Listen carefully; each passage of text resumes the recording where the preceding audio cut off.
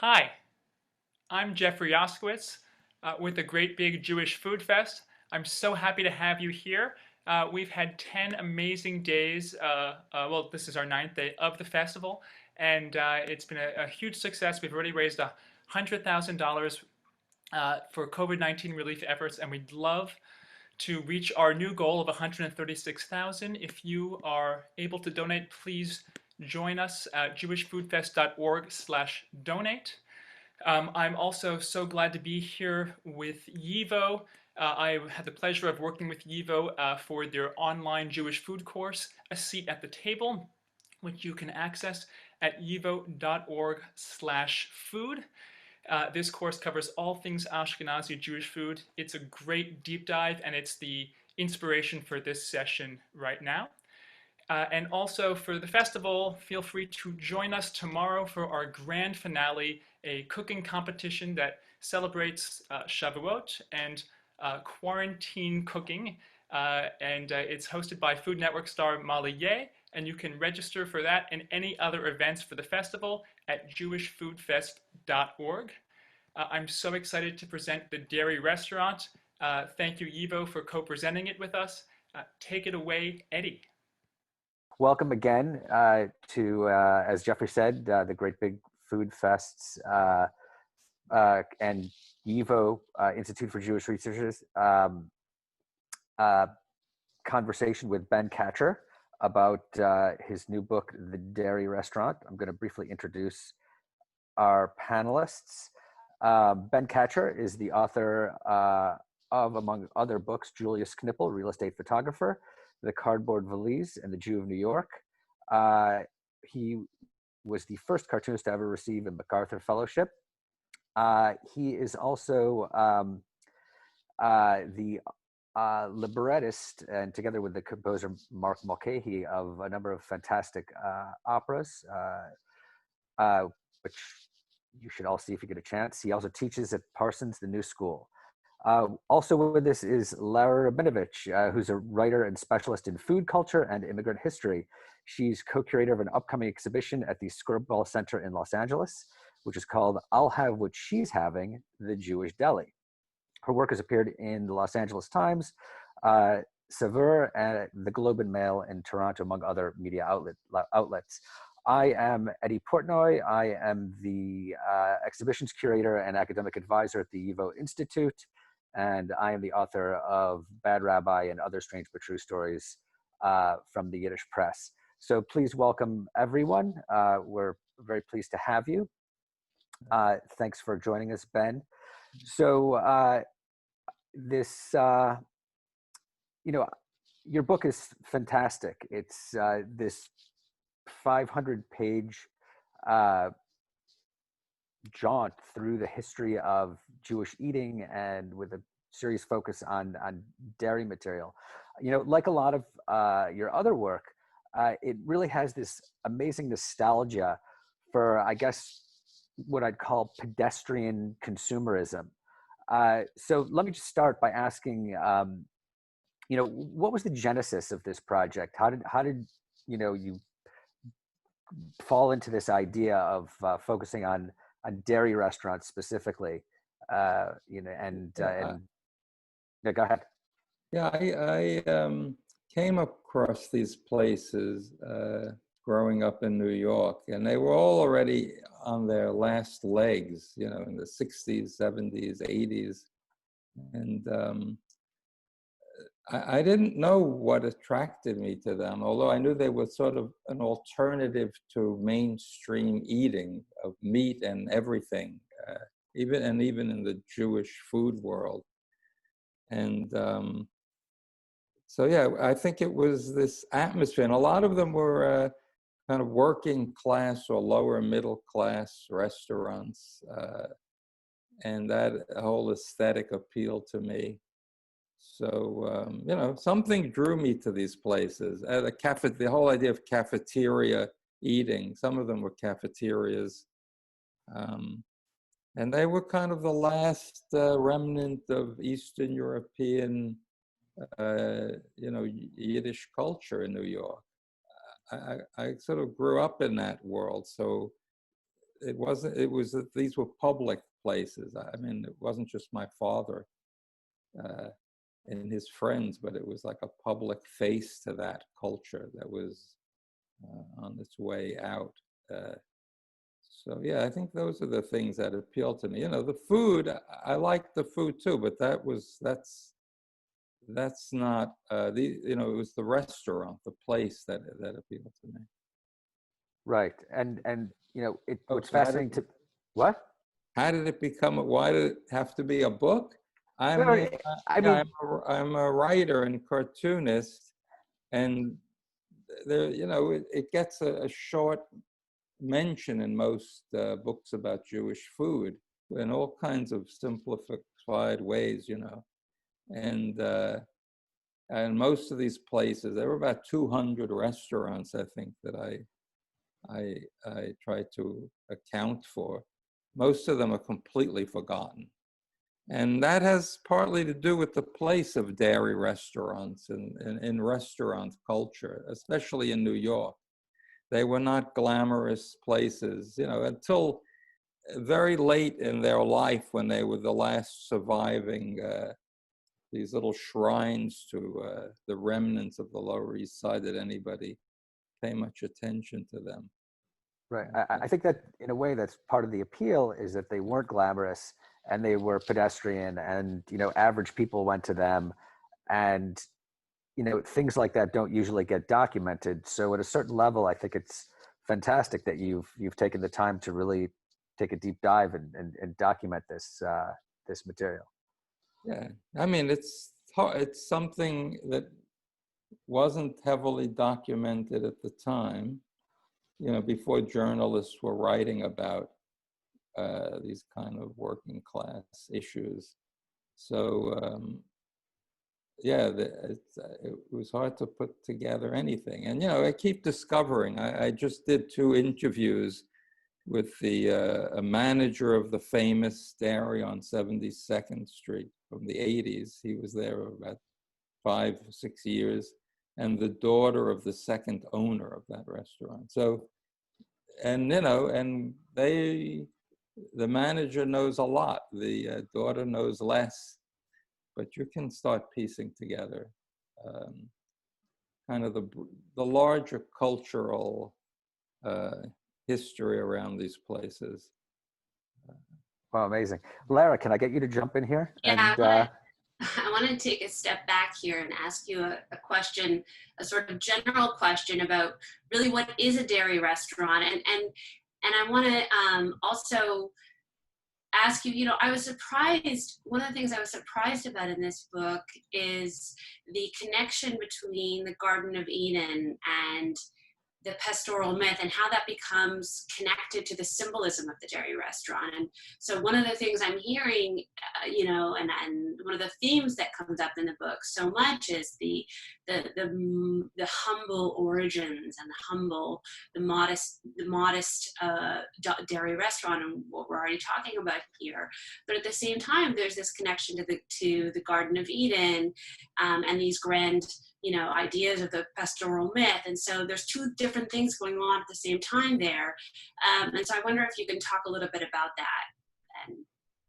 Yeah, well, no, that's all in my head. I mean, there's no, you know, my approach to this book is my feelings about these places and how they connect to the larger world culture. You know, Jews, and especially me, I'm living in a pretty in a larger world. So yeah, that's why I started thinking about all of these myths about eating out. You know, once you're not eating at home, and you know the Garden of Eden. It's strange to say whether it's a home, they're kind of living there, and then they're thrown out, and that's sort of the feeling you have in a restaurant. You're there very comfortably eating, but you know, at the end you have to pay and you have to leave. So now that just seemed obvious to start it with early records of eating in these kind of strange social settings where there's a all kinds of intermediaries between the diners and the food, you know. But I guess it also, you see, the dairy restaurant is a worldwide phenomenon. It's not specifically a Jewish thing. It exists in every culture, these kind of dairy-oriented eating places, like the milekhdike of Germany and Austria, the cremeries in France, the milekhdike of Poland. You know, it's only in the Jewish version of these kinds of places that Jewish dietary laws observed, and they were Eastern European cuisine, at least the ones in New York that the story kind of ends with. But you know, now the kosher pizzeria is another, you know, mutation of the dairy, more toward the Middle East and Italy for sources. But that's a thing, this enormous, be recreating the four walls of a restaurant, just like the wall of Eden. So that's why I did that. Well, and I had to go back to figure out these early ideas of how taste been developed among different people. You know, when some food stuffs was burnt and sacrificed, and some was salted, and all of these taste issues. Why people like to eat what they eat, you know, and then the whole history of the French restaurant. We couldn't be talking about restaurants without that invention.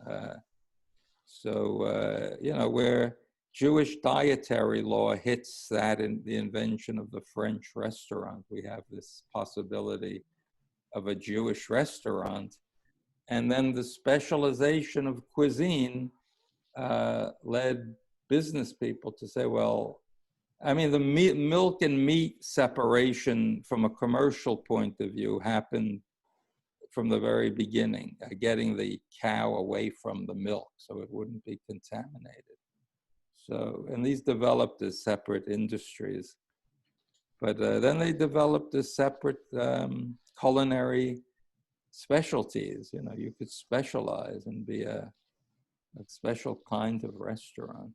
So but anyway, that's some of that history. I don't know if I answered your question exactly, but. I mean, I don't think it's only in your head. I mean, you certainly discovered restaurants that played upon these ideas of the Garden of Eden and of the. Yeah. Oh, yeah. A lot of them were called like the Garden Dairy, the Palm Tree Restaurant. Yeah. Yeah. It's definitely a theme in both vegetarian and dairy restaurants are run by Jews. They're run by other people too. The kind of Garden of Eden, or kind of purifying food, or food before people were dealing with eating meat, killing animals and things. So that comes into the history. Did you find any dairy restaurants in any other parts of the world outside of Europe as an origin to the dairy restaurants? I mean, like in China, or Yeah. That's the first. It has to be in cultures where there's dairy eating and drinking. So in the East, I'm not an expert on all of these world cultures, but you mean like pre-European culture? Yeah. No, it's big enough. I mean, to cover what I try to cover, all of Europe and the Middle East. You know, I go into the beginnings of eating, you know, different kinds of clabbered milk in the Middle East. But whether there were, and some of these restaurants that opened in Palestine, you know, but no, I mean, there were, I kind of at some point narrowed it down to how the Ashkenazic Jewish restaurants spread around the world. Right. So yeah, there's room for another book about all world dairy eating, but you know, I limited it to a certain kind of Jew that I was interested in. I'm not interested in all Jews. Well, there's a wide variety of Jews. Yeah, there's a big variety. And, you know, the one that I discovered through the dairy restaurant were these Eastern European Jews, Yiddish speaking mainly. So, yeah, and, you know, the rest, yeah, everybody has, it has all the little tangents. I think I talk about the different milk selling or eating places in Spanish culture. It's just a mention in the book because what its relationship is to the thing that inspired me is it goes off on its own tangent. Like in Australia, there was this milk bar phenomenon started by Greek people, and that spread back to England. That's where the milk bar in someone just asked me, the milk bar in you know, the Kubrick film. Oh, the Korova milk bar. Yeah, that was Anthony Burgess who wrote that book. He was looking at these Greek influenced milk bars in London. And yeah, so that wasn't from Poland. It was there was a moment of milk bars in the 40s and 50s in London, and all over the UK. So anyway, yeah, it's as I said, it's a worldwide phenomenon. It's not. But in most of these countries, when it was done by people who were not thinking about Jewish dietary law, they would have ham sandwiches with their milk. So that's also a dairy restaurant. Yeah. And then there's the phenomenon of the American dairy lunch in the you know, late 19th, early 20th century. There were hundreds of these restaurants, places like Child's and Dennett's. These were household words, you know. These were very popular places where they had a small dairy menu, milk dishes and milk toast and pancakes, and kind of the progenitor of the American luncheonette. And probably the decor of the Jewish dairies in New York were following. If they had the money, they would follow the kind of decor of an American dairy lunch. Tiled walls, you know, stainless steel, later Formica counters, things like that. So, you know, this book is, you know, it's a masterful book. It's a pure delight to read, and it's impossible to categorize. I've never read a book like it. It is Jewish history, it's memoir, it's religious history, it's literary analysis, culinary history. Want to show us a little bit of the book so that we can actually see what we're talking about here? Yeah, I think everybody should come to terms with world history. I think most people kind of put off the enormity of that task, like saying, why am I eating what I'm eating? And if you sit down for a week and try to figure it out, yeah, you'll come up with a similar book. It's not, it's just most people just find the idea too horrifying to deal with all this. It's daunting. You know, there's a lot of information. Because it's the entire world trying to come to terms with just looking through that one lens of dairy. You could do it with other things. You could do it with socialism or with vegetarianism. Well, vegetarianism plays a big, part. I'm just going to share the screen. So the book does have a big narrative, flow, but it's got, how many images are in the book, would you say? Well, at least one on a page, sometimes 2 or 3. So several, at least 500, but maybe more. Yeah. So but anyway, that's the B&H, one of the last surviving dairy they call it a dairy lunch on their sign. So it was clearly, came about at the tail end of the American dairy lunch places. But it was owned by Jews. And in a building at that site, before this building even existed, was a restaurant owned by a woman with a Eastern European Jewish name. I forget her name. So it's the history of eating on that piece of land goes back even before the B&H. But anyway, there's the B. It's just a counter. So somebody wandering into it would think it's an American luncheonette until they looked at the menu and started to see this sort of 25% of the menu, or maybe more, is Eastern European dishes. When I was there just before the pandemic, and I asked the counterman whether they had gefilte fish. I always used to have gefilte fish there. This is 30 or 40 years ago. And he said, we haven't had gefilte fish for 25 years. So that's kind of a standard dish for this kind of Eastern European dairy restaurant. And they don't have it anymore. They haven't had it for a long time. So that's how these things change. These places will change. They'll slowly stop making kasha vanishkas. And, you know, at some point, people will say, well, what is this place? I mean, it's owned, I think, now by an Egyptian and another Latinx woman, I think. I'm not sure, but I don't think either of them are Jewish, but I don't know.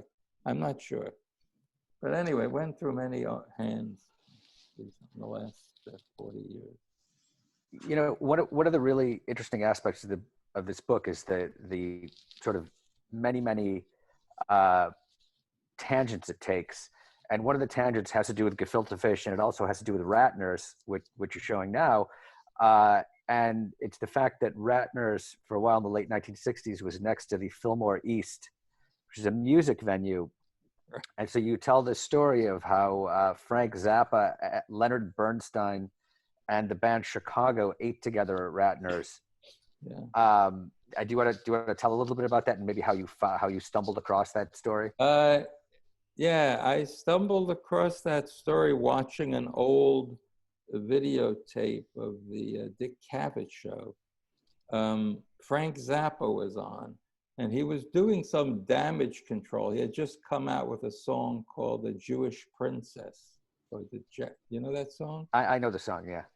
And it was very offensive to some people. And I think he was trying to do some damage control or against being accused of anti-Semitism. So he came up with this story. Otherwise, it was why would he start talking about having gefilte, his interest in Jewish food? So yeah, it came up. They were playing there around the time of Chicago, and they all went out to dinner with Leonard Bernstein, and he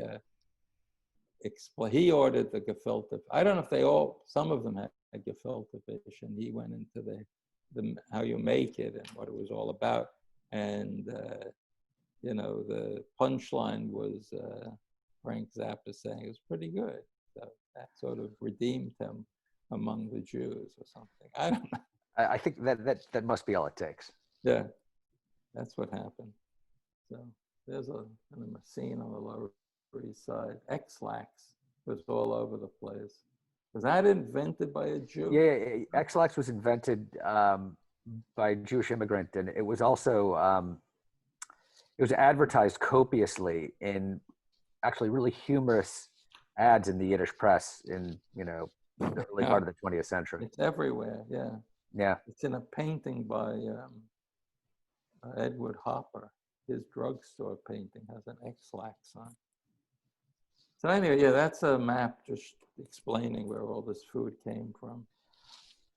Some early moment in history. Blintzes, borscht, knish. This is for Martians who don't know what this is all about.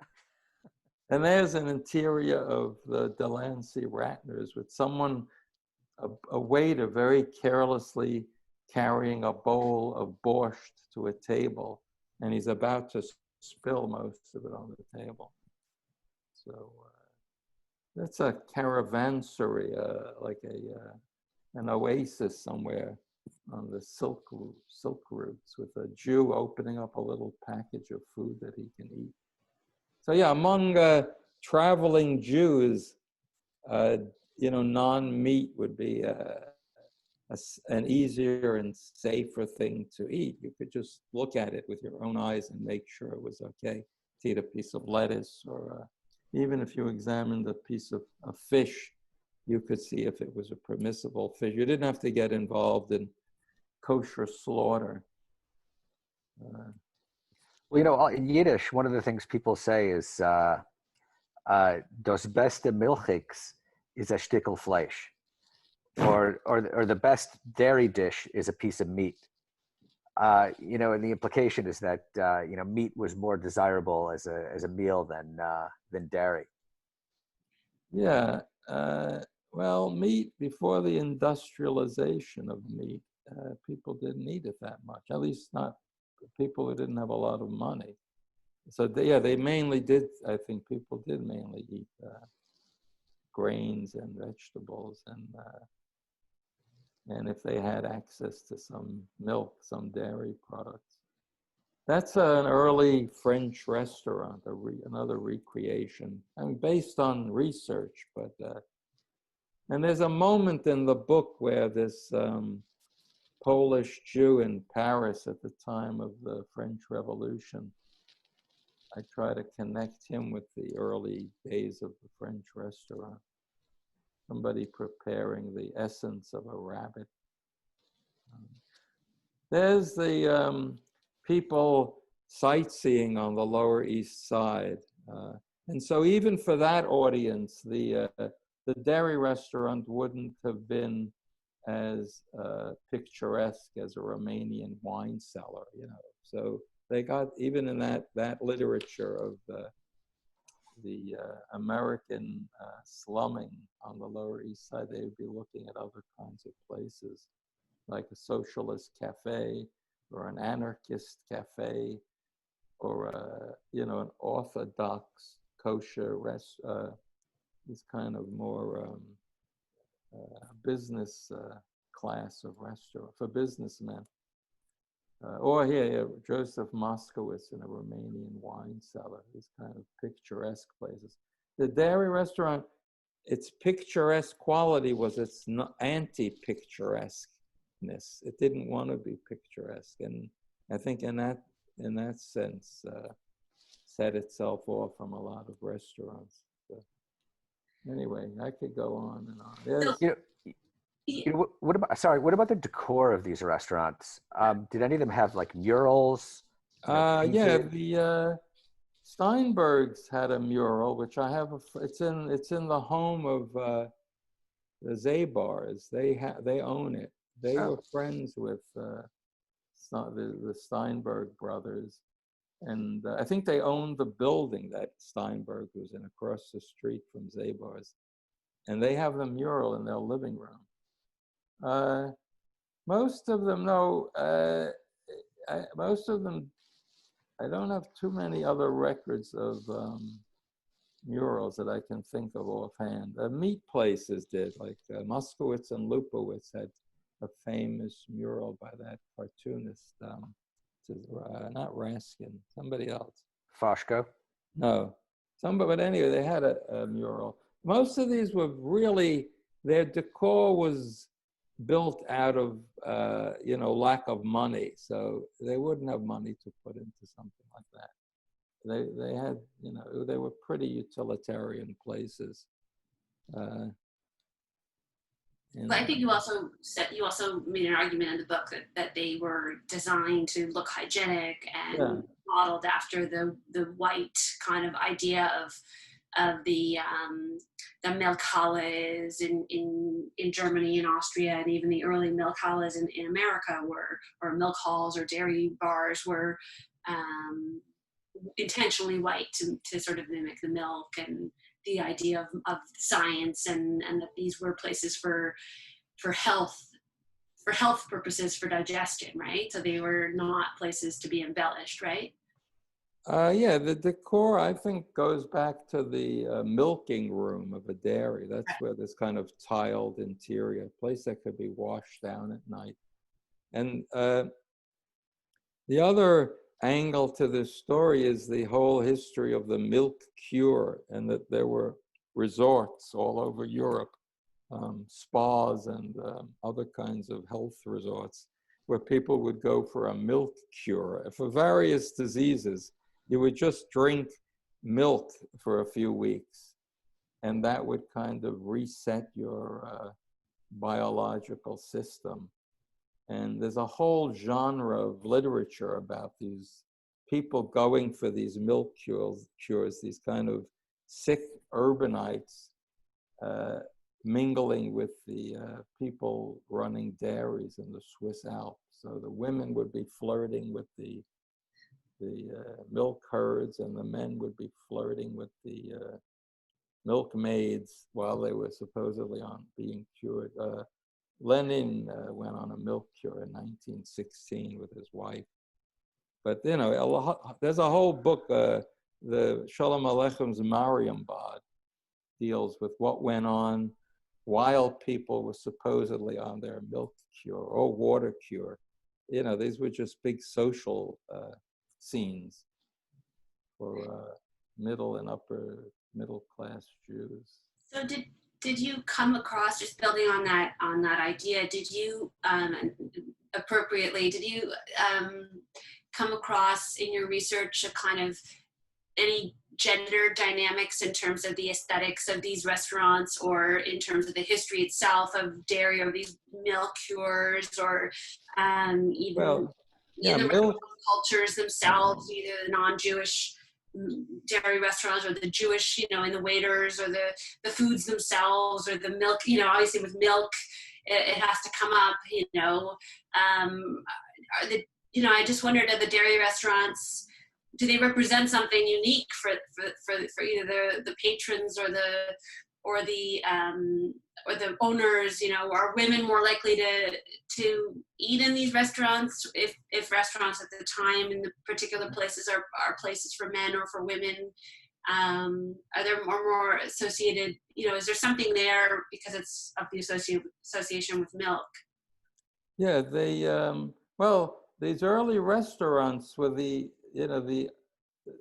if it were a man and a husband and wife running them, one of them would be in the kitchen, the other one would be the waiter. So there's a lot of histories, a lot of the women who were making the food at the early Harmax, you know, and later Ratner restaurants were the wives. Schildkraut, his wife, was a famous vegetarian cookbook author. These were, but by the 40s, most of the kitchen staff were Black and Puerto Rican people, and they started making this food. The whole idea of restaurants were mainly for businessmen who couldn't get home for lunch, in the late 1800s or mid 1800s in New York. And so women were not at these places. And then restaurants that catered to women would put up a little sign that said, "Ladies invited." And you see that on some of these early dairy lunch places. So by, the 30s, I think women started eating out lunch, women going shopping. I mean, it had to do with the bigger economic picture of women. I think when they could go out to do things and have to not eat at home. And then there's a whole story in the book about the moment when people had to go to Jewish restaurants to eat Jewish food because their wives had given up on making it. They just didn't want to make it. They wanted to make American dishes. So these restaurants served as the last place to eat their mother's food, you know. And that whole dynamic of there's that whole, in the 50s, that whole, all these psychological studies of Jewish mothers keeping their daughters out of the kitchen. They didn't want them competing with them for the affection of their fathers. I mean, there's a whole psycho history about that.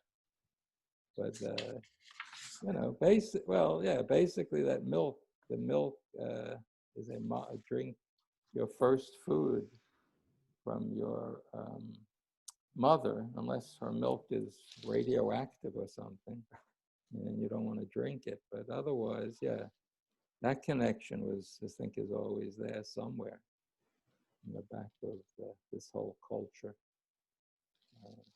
So I have a question about the research component of this. Right.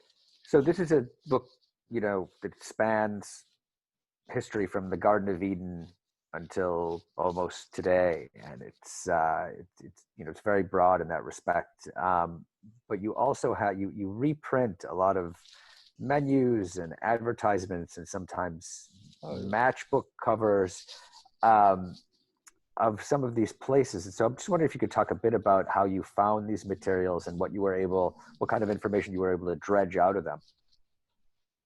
Yeah, well, let's see. I think a lot of this research would have been really difficult pre-digitized books, where you could word search books where things are hidden in a book you would never think about looking at. You know, like the Annals of the Scottish Presbyterian Church. It's like a book I would not turn to research Jewish restaurant culture. But you could read there about these people going around proselytizing for the church in the Pale of Settlement. And they said, if we go to a cafe or a tavern or a restaurant, that's the place where Jews are most susceptible or most eager to talk with us. You know, we could get them there. So, yeah, so a lot of research turned up in sources that could only be discovered in that way by word searching all over the place. And then there were trade magazines. There was a kind of a lower level of restaurant business that was covered in a magazine called The Restaurant Man in the 20s and 30s, I think.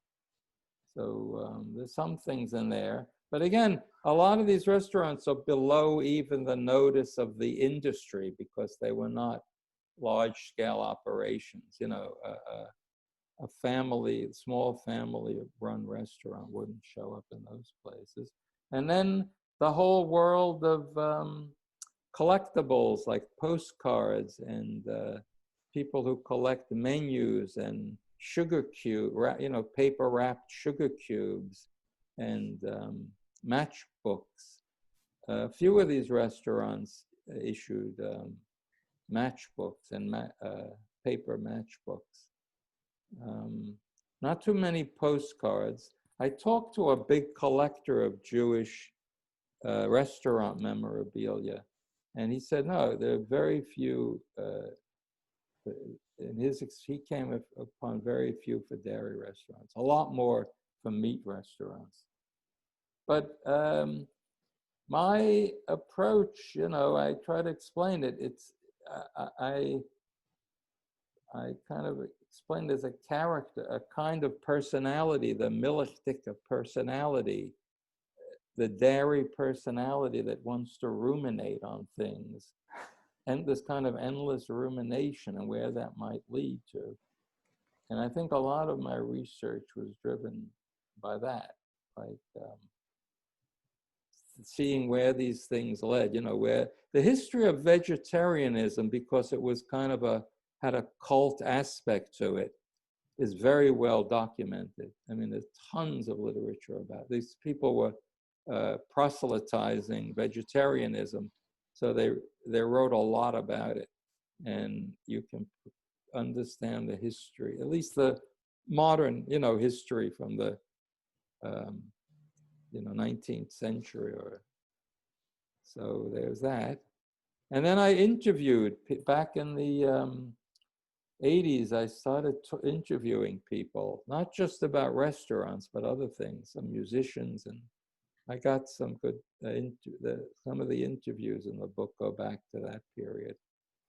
So ideally, it should be done sorry, I was through just saying, oral history. I mean, that would be the best way to do it, but most of the people I interviewed are now gone. So I'm talking to children of waiters, which is an interesting view of what the life of a waiter was like, you know, from their children's point of view. And as I said, I just spoke to the day manager of the famous dairy, and he has some interesting things to talk about. I have one quote that I pulled from your book that I loved, that speaks to how the project of your sourcing. You said, or the challenges of your sources. A search of the newspaper archives might lead one to believe that restaurants were primarily a site of murders, knifings, and the planning of crimes. The daily business of a dairy restaurant, the pleasure of a Berlin's eater, is not considered news. That was one of my... If you do a search of newspapers, at least the ones that have been digitized, restaurants come up because of crimes that happened in them, you know, holdups. I think there's a famous case of the guy who threw acid in the face of Victor Rizel, the labor reporter. He went, right after he did that, he went to eat at Ratner's, and he came in with this coat stained with acid. Well, you read these stories, and you know, it's a part of dairy restaurant culture, because a lot of these places were open all night, and so they attracted all kinds of people. They were kind of a place you could. I wanted to ask you in terms of sources. Also, in some cases, you had the liberty to imagine some sources and draw some imaginary sources. In the case of Chernovitz in particular, you drew an imaginary postcard, which I thought was such an interesting way to tell the story of what was missing.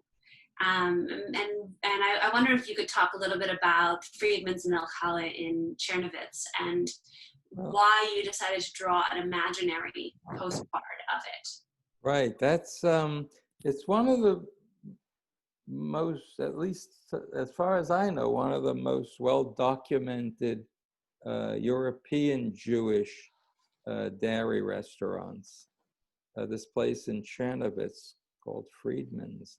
Someone, you know, there was, I mean, it's still going on, and organized groups of people who were born in Chernovitz who get together and talk about these things. So tell us a little bit about Chernovitz, just to give a little bit of... Chernovitz, it's a city in what's now, you know, it's Ukraine, Romania, Transylvania, up there, and it had a big Jewish population, had a big university town, a very kind of art scene.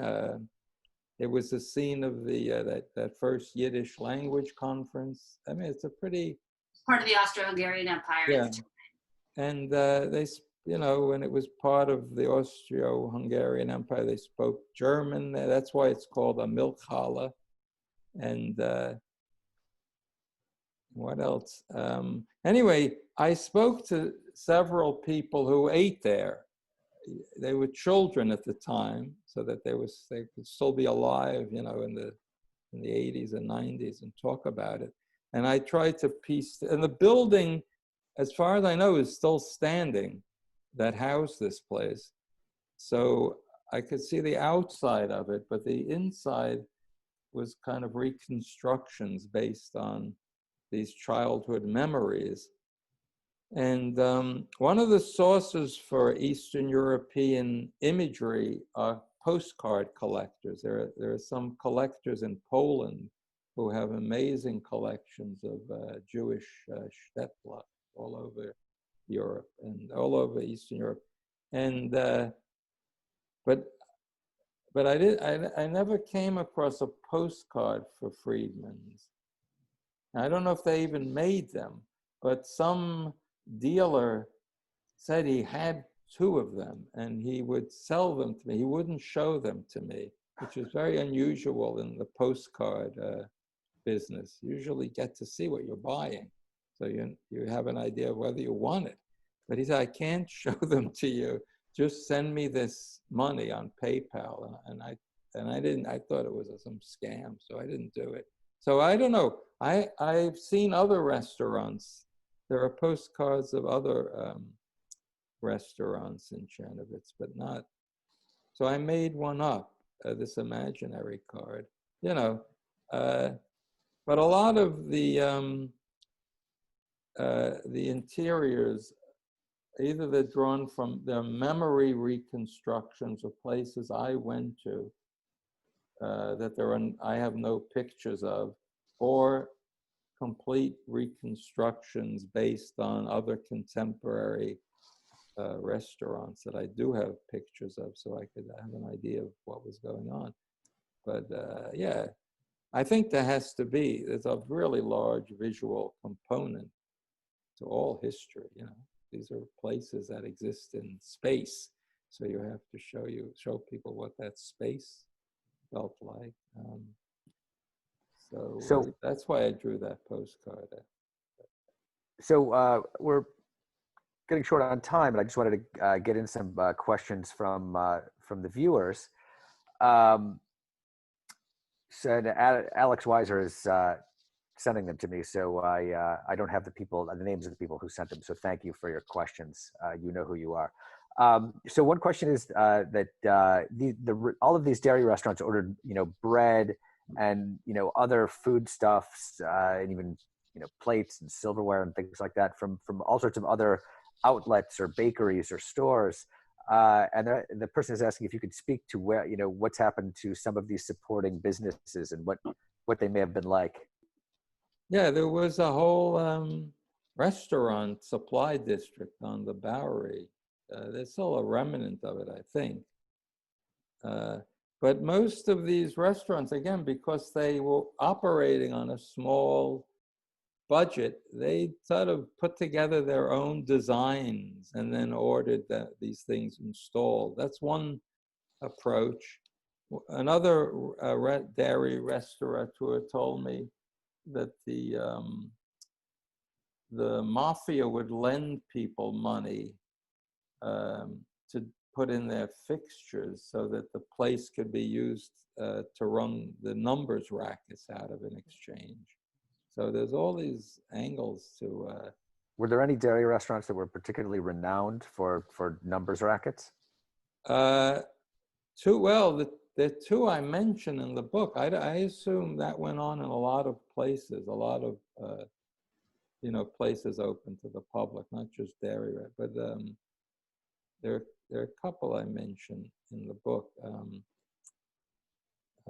But there are places where you could get a nice cup of borscht and play the numbers.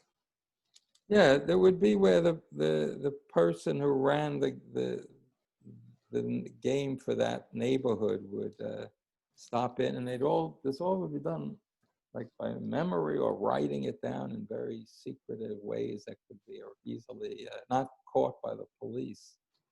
And yeah, I go into it a bit in the book. But a lot of these places had their own baking, did their own baking. And by the time they sent out for bread, yeah, there was a wholesale, bread industry in New York and milk industry. The book goes into that in a bit, but it's a lot more about the restaurants as cultural institutions and not all of the details of their supply. I think that long interview with Paola Geffen, she goes into a lot of her suppliers, who she ordered fish from, who she ordered, the rye bread from. So yeah, there's some of that mentioned in the book. Right. So another question is, and I'll guess I'll combine these two. Is there a separate Sephardi or Mizrahi dairy tradition than Ashkenazi? I'm sure there is. I don't know what it is, but I'm sure there is. There has to be. Yeah, these are. I mean, I think these kosher pizzerias are looking more toward the Middle East and North Africa and Italy, and that's a completely different culinary tradition. Yeah, definitely. Right. And those are dairy restaurants. They don't have meat. Right. So every Middle Eastern restaurant that's also serving pizza and cheese, and it's following Jewish dietary law. It's that, yeah, I go into that in the book. That's my discovery of the falafel.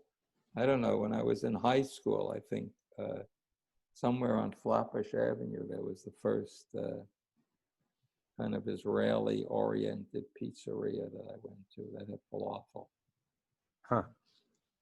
Yeah. Are there different dietary? Yeah, there are different hours between eating milk and meat in every Jewish culture. So I don't think it's just between Ashkenazic and Sephardim. I think it's even more. Like I think in Spain they eat chicken is permissible with dairy too. So and now to a local rabbi in a Hasidic neighborhood, only their idea of what these laws are about retain. The rest are all fake.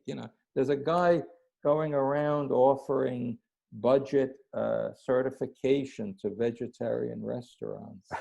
He certifies the B&H, and it's a guy who no one else in the Jewish certification business recognizes. So, but he's doing it, and he's putting up these signs, and people might not be looking at it, and either they buy it or they don't buy it. I mean, it gets down to, as I mentioned, travelers on their own in the back, in the 17th, 18th century, they ate dairy and they looked at the vegetables, and if they didn't see insects on them, they ate them, and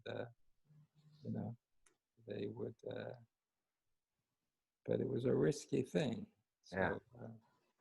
So someone else asks if you know anything about lactose, a specific lactose intolerance among Jews. Yeah, supposedly 70% of Ashkenazic Jews are lactose intolerant. But most of the food in these restaurants was cheese and clabbered milk, sour cream, farmer's cheese, and when you treat milk in that way, it lowers its lactose content. But anyway, pain was part of eating for people. They had bromo seltzer dispensers in these restaurants, and you were if you didn't feel pain after you ate, you just didn't eat enough. So, the idea of suffering from lactose intolerance, that's how you knew you had a good meal. So I don't know. That's an interest. It's strange that that's only come up now. Gluten intolerance. I don't know if these are things that have developed because of other environmental, effects. But I don't know. I think people who didn't get a chance to eat a lot just assumed that was part of being full. You were sick and eat what you ate. So right, eat until you feel sick. That seems like a reasonable policy. You feel full. I mean, so full that it's painful. Right. So someone asks if during your research you came across any antecedents to the New York City phenomenon known as the appetizing store, like Russ and Daughters, in Europe or elsewhere. Yeah, well, these smoked fish, there was a big industry all over Europe, bringing fish from the North Sea to the east. And You know, I think people forget that before the invention of the supermarket, all food handling was incredibly specific. There were people who sold, you know, smoked fish. There were people there were dairy stores all over New York selling cheese and other milk products and eggs. Dairy and eggs went together. Then there were places that sold what we call now appetizing stores, smoked fish, candy, other things, I guess, that you would eat to stimulate your appetite. And then, you know, bakeries were separate businesses. And then all kinds of, you know, there'd be bialy specialists and bagel specialists.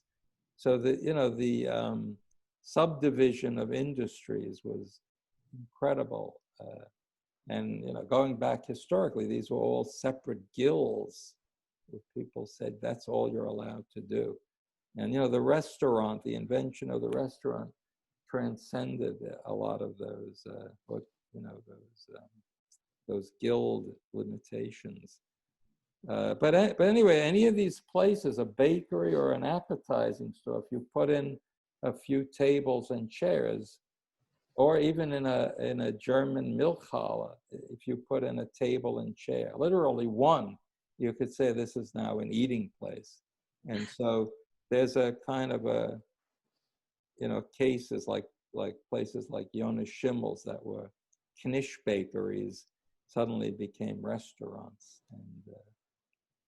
And the same with, I don't, probably less with appetizing stores because they were, it was kind of its own business, like the delicatessen. And that's, you know, that strange word. It's like a French-German composite word, delicate and essen. And those turn up all over the place in Europe.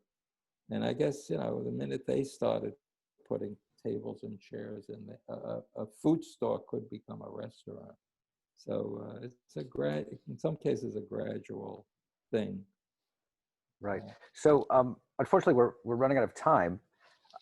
So I'd like to thank you very much. Thanks to Lara. Obviously, everyone should go out and buy Ben's new book, The Dairy Restaurant. Everyone should. You can't eat out, right? You can't eat out. Right, you can't eat out. That's one of the reasons that this is so resonant, is because we're not able to eat out. So we have to take pleasure in your research and in your book, so we can pretend like we're eating at a dairy restaurant. Anyway, most of these places don't exist. So we have to mention them anyway. Right. So also please visit yivo.org/food, which is the link to our food course in which Ben has a lecture about the dairy restaurant. And also thank you very much, Lara, for participating in this. When does your exhibit launch? Whenever we can visit museums again.